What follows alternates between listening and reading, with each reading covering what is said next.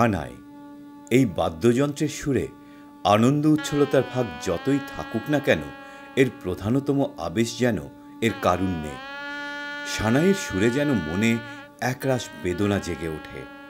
আশ্চর্য মাধুরী এই বাদ্যযন্ত্রের, সুরের মধ্যে জেগে থাকে অদ্ভুত বিষাদ। আর এই যন্ত্রটিকে একেবারে অন্তরের সমস্ত বেদনা নিংড়ে দিয়ে যিনি বাজাতেন, তিনি এক এবং অদ্বিতীয় ওস্তাদ বিসমিল্লাহ খান।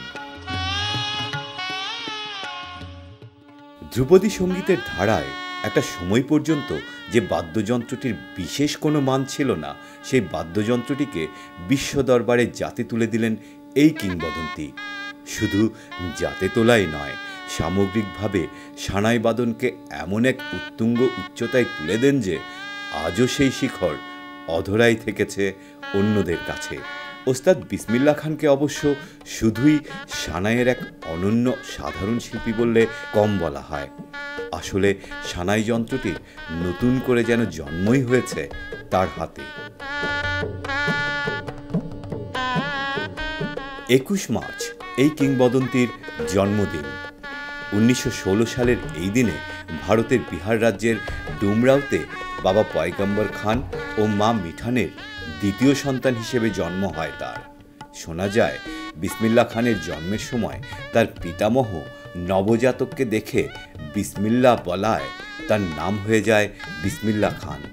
তার পিতা এবং পিতামহ দুজনেই ছিলেন ভোজপুরের রাজার সভা সঙ্গীতকার। বিসমিল্লাহর সঙ্গীত গুরু ছিলেন আলীবক্স বিলায়াতু, যিনি ছিলেন বারাণসীর বিশ্বনাথ মন্দিরের সানাই বাদক। সানাইকে উচ্চাঙ্গ সঙ্গীতের মর্যাদায় অধিষ্ঠিত করে এই অমর শিল্পী উপমহাদেশের শাস্ত্রীয় সঙ্গীত জগতে ওস্তাদ উপাধিতে ভূষিত হয়েছেন।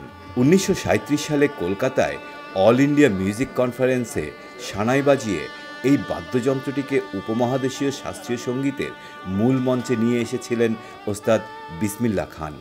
এরপর 1950 সালের 26 জানুয়ারি দিল্লির লালকেল্লায় অনুষ্ঠিত ভারতের প্রথম প্রজাতন্ত্র দিবসে রাগ কাফি বাজিয়ে পুরো দেশবাসীকে মুগ্ধ করেছিলেন তিনি। বলা হয়ে থাকে, এই দুটি ঘটনা ওস্তাদ বিসমিল্লাহ খান ও সানাই উভয়েরই জীবনে মাইল ফলক। সারা পৃথিবী যার সানাইয়ের সুরে মুগ্ধ, সেই মানুষটি কিন্তু অত্যন্ত সাধারণ জীবনযাপন করতেন। বাস করতেন বারাণসীর পুরনো পৃথিবীতে। অত্যন্ত অন্তর্মুখী বিনম্র এই সঙ্গীতগুরু বিশ্বাস করতেন যে সঙ্গীত শোনার বিষয়, দেখার বা দেখাবার নয়। সঙ্গীত দিয়ে ঈশ্বরকে ছোঁয়া যায়। দীর্ঘ সঙ্গীত জীবনে অসংখ্য পুরস্কার ও সম্মাননায় সম্মানিত হয়েছেন ওস্তাদ বিসমিল্লাহ খান। ভারত সরকার তাকে ভূষিত করেছেন ভারত রত্ন উপাধিতে। এছাড়াও তাকে পদ্মশ্রী, পদ্মভূষণ ও পদ্মবিভূষণ পদকেও সম্মানিত করা হয়েছিল। 2006 সালের 21 আগস্ট 90 বছর বয়সে বারাণসীর হেরিটেজ হাসপাতালে শেষ নিঃশ্বাস ত্যাগ করেন সানাইয়ের এই দিকপাল। সেদিন সানাইয়ের সুরের কারুণ্যের সঙ্গে সানাই সম্রাটের মৃত্যু, শূন্যতা ও বেদনাময়তার মধ্যে যেন একসঙ্গে বাধা পড়ে যায়।